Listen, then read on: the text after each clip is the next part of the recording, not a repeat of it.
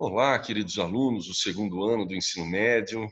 Que prazer estar aqui novamente com vocês. É uma honra dividir aqui esse palco improvisado, né, entre mim e o computador, para tentar levar a vocês um pouco mais da filosofia e tentar mostrar a minha paixão pelo saber filosófico. Hoje, mais do que nunca, nós teremos uma figura exponencial na filosofia, que é a figura de Hegel. Hegel marcou época. Hegel foi um dos filósofos mais requisitados do século XIX, não só no sentido acadêmico, dentro das universidades onde ele trabalhou, mas também quanto ao seu pensamento.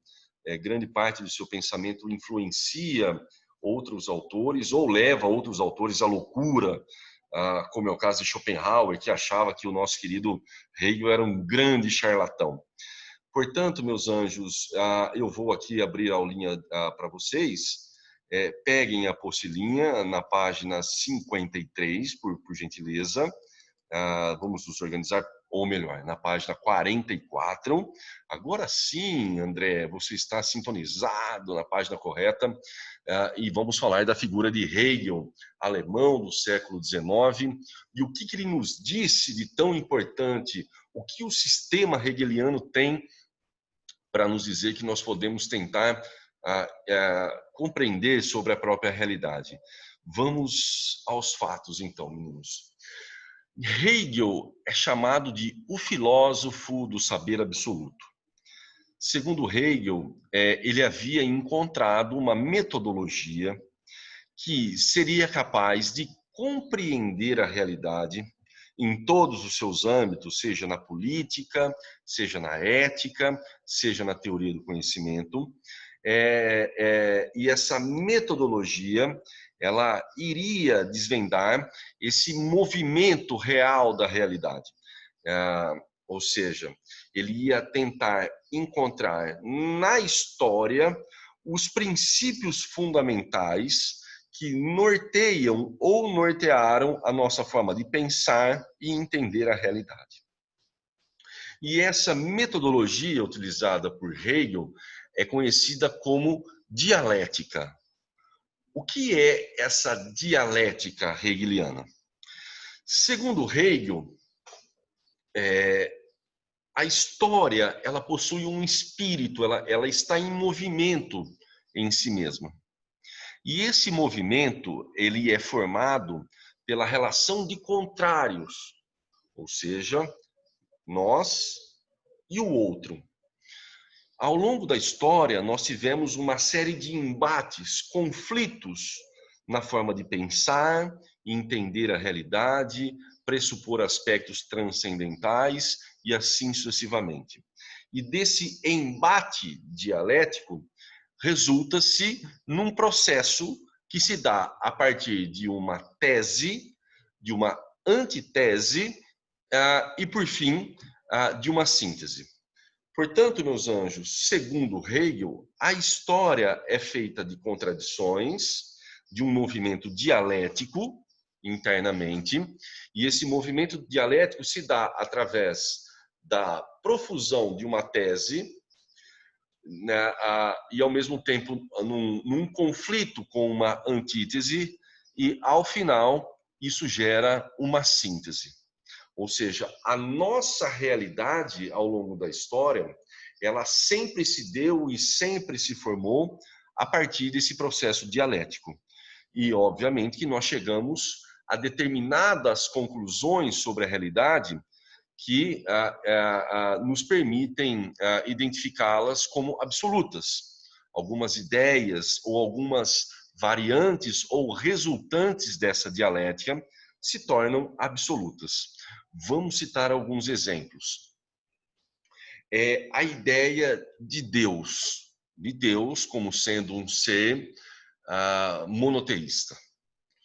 Ao longo da história, nós tivemos, desde as civilizações orientais, da Antiguidade Oriental, conflitos entre os modelos politeísta e monoteísta. E digamos que o modelo politeísta seja a tese, e o modelo monoteísta seja a antítese, ou seja, a ideia contrária, que vai liberar um conflito entre esses dois pressupostos.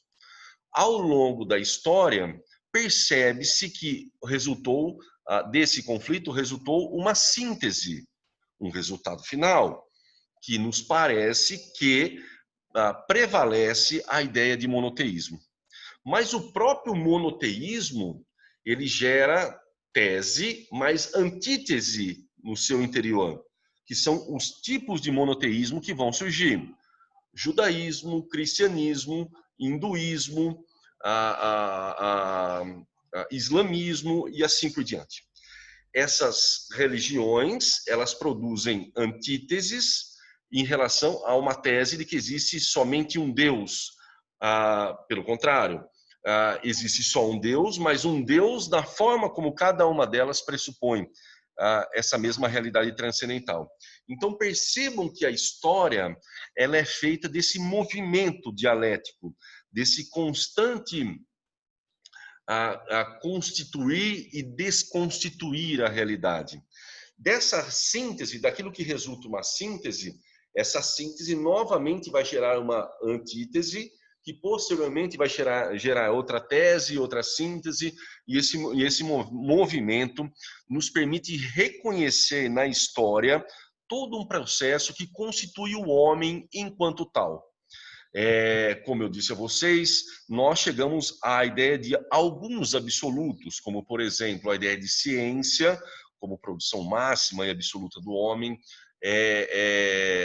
a ideia de monoteísmo, como uma ideia de a idealização da transcendência, e assim sucessivamente. Nós temos algumas percepções que se tornaram absolutas, e isso é resultado de conflitos, de confrontos históricos, de uma dialética ocorrida ao longo da história, o que resultou ao final nessa produção de saberes absolutos. Muito bem. Vamos tentar agora identificar quem é e como se comporta o indivíduo na dialética hegeliana. Eu, André, estou em 2020, eu, André. Eu tenho uma consciência do mundo. O que significa isso? A primeira coisa que nós adquirimos sobre nós e sobre a realidade é uma consciência. Eu estou vivo, eu moro em Balsas, eu estou nesse momento gravando um vídeo, eu estou olhando minha cara feia constantemente nesse quadro que está aqui ao lado, ou seja, eu tenho consciência de mim. Essa consciência de mim me permite ter uma relação direta entre mim e os fenômenos que ocorrem na realidade. A árvore, eu sei o que é uma árvore, eu estou num prédio aqui no Dom Bosco, abaixo de mim está a rua onde está passando um carro e assim por diante. Muito bem. Ao longo desse processo de constituição da minha consciência, eu vou criando percepções cada vez mais complexas e tentando impor a minha ideia sobre o mundo, que é a minha consciência de si. A consciência de si é a minha tentativa de colocar em evidência os meus conceitos, as minhas ideias e as minhas opiniões sobre o mundo. Por exemplo, esta rua que está abaixo de mim agora, ela tem o tráfego da direita para a esquerda. Depois de uma análise fria, eu encontrei a ideia de que essa rua deveria ter o sentido contrário. Ela deveria trafegar da esquerda para a direita. Ou seja, veja que para nós o significado da consciência de rua é o mesmo, mas para nós o uso prático da ideia desta rua é diferente. Significa, portanto, que consciência é toda a capacidade de identificação daquilo que é fenômeno, daquilo que é real, daquilo que está disposto sobre a minha realidade. E consciência de si é essa complexidade que se dá em mim, que me permite ter uma noção mais aprofundada sobre a realidade e, de alguma forma, eu tento me impor sobre a realidade a partir daquilo que eu penso sobre ela mesma, sobre como deveriam se comportar, como deveriam ser as relações humanas, que valores nós deveríamos colocar em prática, que tipo de alimentos nós deveríamos comer e assim por diante. Ou seja, a consciência de si é uma espécie de saber prático.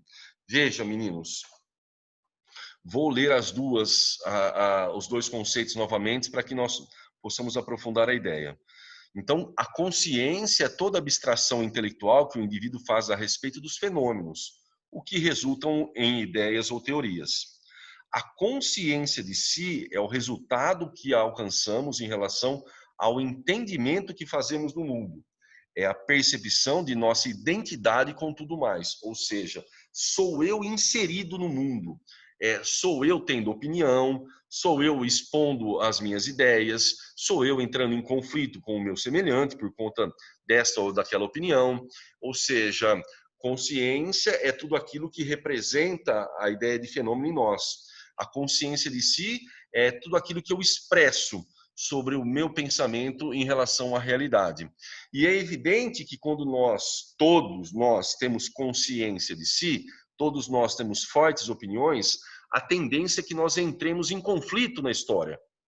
Veja que interessante. Vamos citar um exemplo que Hegel dá, do servo e do senhor. O servo e o senhor eram duas categorias de homem que estavam presentes na Idade Média. Nós sabemos que o senhor impunha ao servo uma série de restrições e uma série de trabalhos a serem feitos e uma série de impostos a serem pagos. Muito bem. Então, há uma tentativa da consciência de si, senhor, de impor a sua forma de entender o mundo sobre a consciência de si do servo, sobre a forma que ele entende o mundo. Disso resultará, posteriormente na história, um conflito severo de opiniões, e desse conflito severo de opiniões surgirá uma terceira classe social, que é justamente a burguesia, que suplantará, ou seja, que se tornará a síntese dessa tese e dessa antítese, e se tornará uma síntese. Posteriormente, a burguesia será combatida pelos marxistas e resultará de uma síntese, e assim por diante. Ou seja, a consciência de si é justamente a minha tentativa de impor o meu modo de entender o mundo sobre o outro. E isso ocorre também, essas forças, elas são contínuas e isso resulta numa série de embates históricos que vão produzindo ao decorrer do tempo teses, antíteses e sínteses. Teses, antíteses e sínteses. E assim sucessivamente. O mundo é feito desse processo contínuo descrito por Hegel. Então, meninos, a força que impulsiona nossos atos está em conflito com o outro. Ambos os espíritos, a minha consciência de si e a do outro, entram em conflito pela supremacia da realidade. Essa espiral consiste na dialética, em que duas consciências de si se envolvem em conflito de vida ou de morte. E assim, sucessivamente, vai se fazendo a história.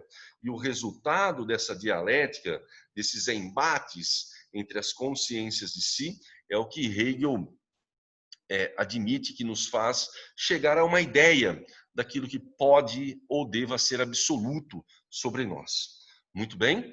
Pulamos um pouquinho essa ideia, vamos agora falar sobre a filosofia do direito em Hegel.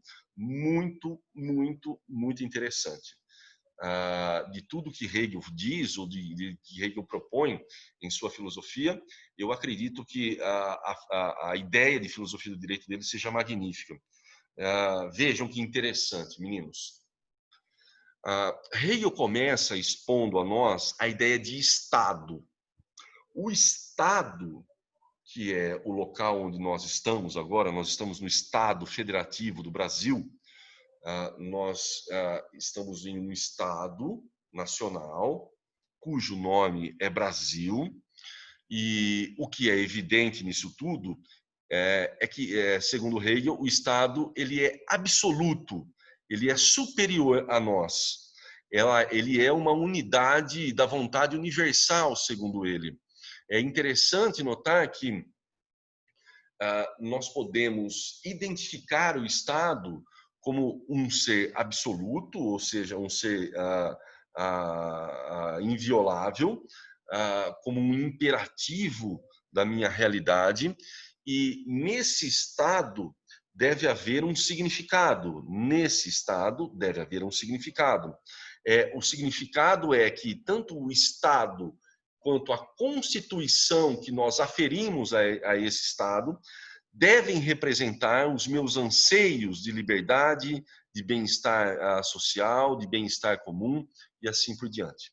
Ou seja, o Estado é uma representação de tudo aquilo que nós deveríamos idealizar como princípio não só das boas relações humanas, mas também como preservação da minha própria liberdade. Muito bem. Mas quem é o indivíduo? Como que o indivíduo deve se comportar nesse estado absoluto, meninos? Até porque é uma situação maluca. Veja, eu acho que aqui há um problema, nós podemos identificar um problema em Hegel. Se o Estado é absoluto a nós e preserva a nossa liberdade, que tipo de liberdade é essa? Se, evidentemente, de alguma forma, o Estado tem que se impor a mim. Mas Hegel diz que o Estado não vai se impor a nós por uma forma de coerção. É isso que nós veremos na sequência e é isso que Hegel nos traz.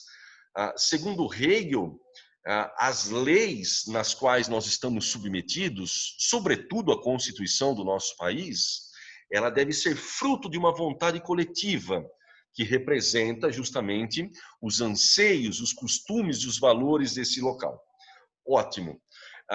Nós chamamos as leis que compõem esse Estado justamente de direito positivo. O direito positivo não é diferente de normas estabelecidas para que não haja uma deteriorização das relações humanas e que seja pautada no equilíbrio das relações entre todos. Muito bem, esse é o direito positivo. Então, nós temos lá o Código Penal, o Código Civil, mas, ao mesmo tempo, meninos, ao mesmo tempo, nós temos uma série de vontades, uma série de desejos, uma série de subjetividades que vão fazer com que, em algum momento, eu não aceite essas leis ou, de alguma forma, verifique que essas leis não são adequadas a mim e eu passo a transgredir essas leis. Esse tipo de movimento dialético que ocorre na realidade não é incomum.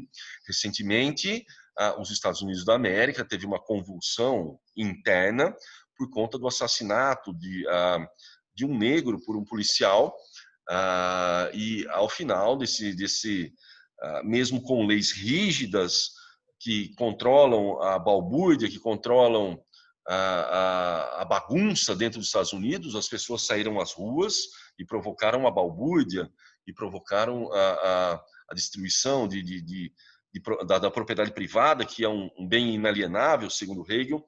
Portanto, nem sempre o saber positivo, ou as leis, ou o direito positivo, são suficientes para determinar a nós um modelo específico de vida. Ou seja, na palavra de Hegel, a moralidade ela tende a ser subjetiva, variável e, portanto, provisória. Logo, o subjetivismo não pode ser a base do direito. É preciso algo objetivo que organize a sociedade. Ou seja, se a pessoa não respeita a lei e tenta colocar em prática a sua própria forma de ver o mundo, se impondo à realidade, às vezes de forma até violenta, é óbvio que não está funcionando nem o direito positivo e nem a subjetividade que nós temos em relação à realidade, nem a consciência de si que eu determino sobre a realidade. Isso pode gerar uma balbúrdia, segundo Hegel. O caminho para o direito, segundo o próprio Hegel, é a eticidade. Aqui é um ponto muito interessante. O que é a eticidade como fundamento constituidor do direito em um Estado? Vou ler na íntegra para vocês, meninos. Por eticidade, podemos estabelecer uma relação entre o direito e as instituições que compõem uma sociedade, a partir dos costumes. Ou seja, para que uma Constituição, para que um Estado seja absoluto, absoluto sobre o indivíduo, para que o Estado tenha supremacia sobre o indivíduo, não no sentido de coerção, de imposição, não no sentido como uma ferramenta impositiva, arbitrária, que use da tirania. Não é isso que está falando Hegel. Hegel está falando justamente que as instituições políticas, as instituições jurídicas, elas devem se pautar no costume dos indivíduos.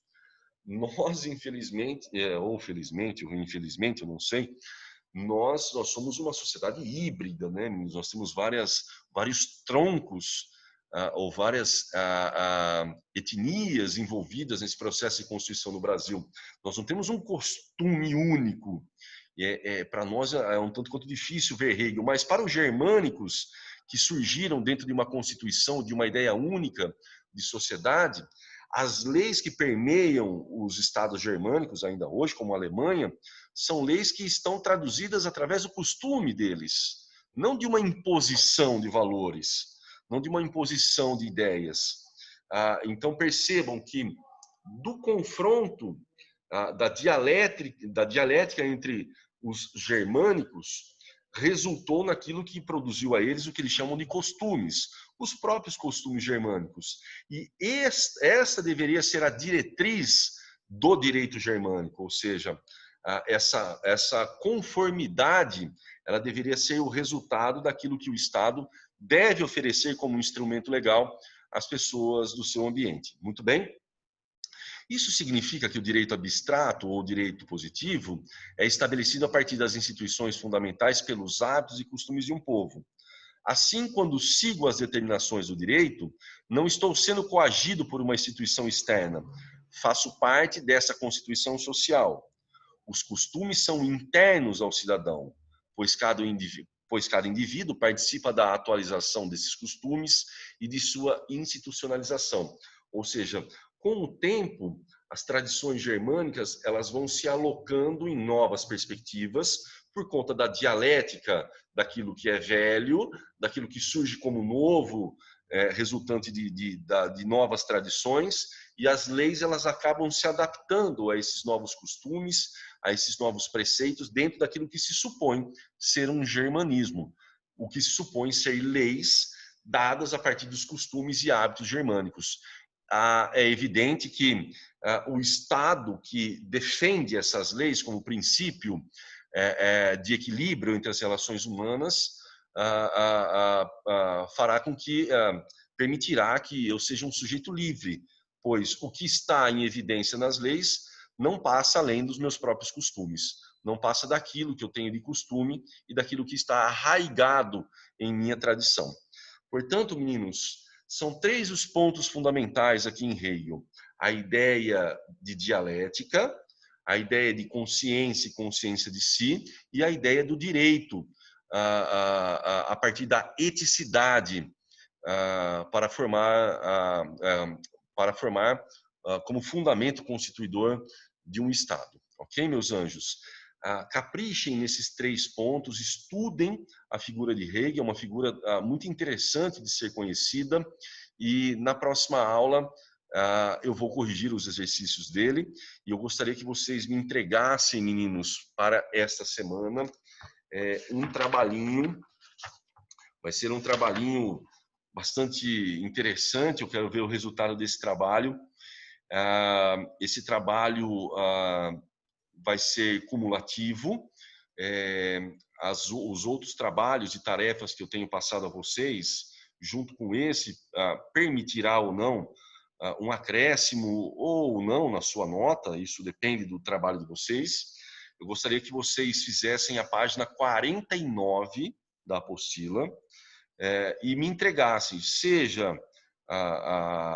pelo WhatsApp, seja pelo meu e-mail, balsajaú@gmail.com, ok?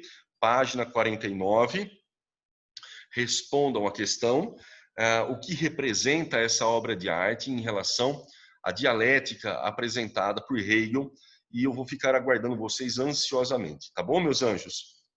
Um beijo para vocês, muita saudade, se cuidem.